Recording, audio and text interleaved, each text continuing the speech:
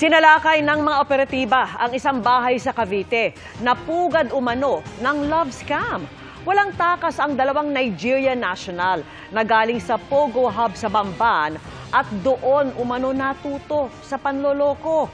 Nakatutok si John Consulta, exclusive.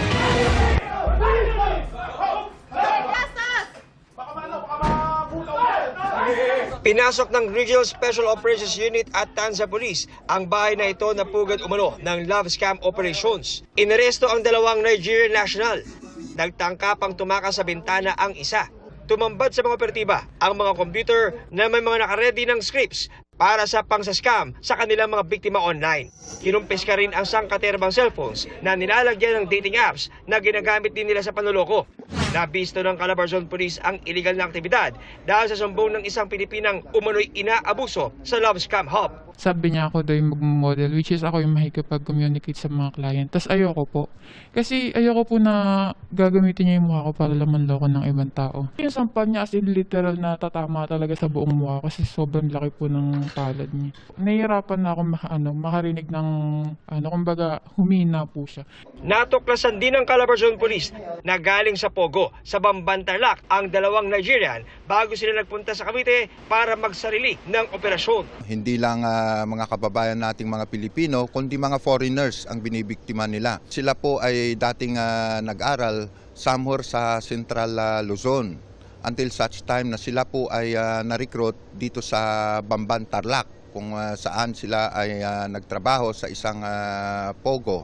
Nung nakita na nila at nalaman kung paano magtrabaho sa isang Pogo, sila po ay umalis doon at nagtayo ng sarili nila. Itinanggi ng isang suspect ang pananakit. I'm not holding her against her will or whatever. She said that you slapped her so many times, causing her injury. I never caused her any injury. Pero ang isa pang naarestong Nigerian, bihasang magtagalog. Kinumpirma niyang nagtrabaho sila sa Pogo sa Bamban Tarlac at doon natuto ng operasyon ng love scam.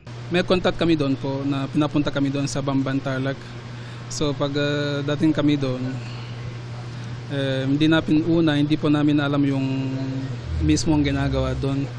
So, pero sa tagal lang po nalaman namin, marami na po problema. Hindi po namin alam gagawin at hindi po namin pwede magtrabaho dito. So, kaya walang choice. Hindi naman literal na nagtayo, parang nagtry lang po. Sinampahan ng reklamong illegal detention at paglabag sa Cybercrime Prevention Act ang dalawang inarestong Nigerian.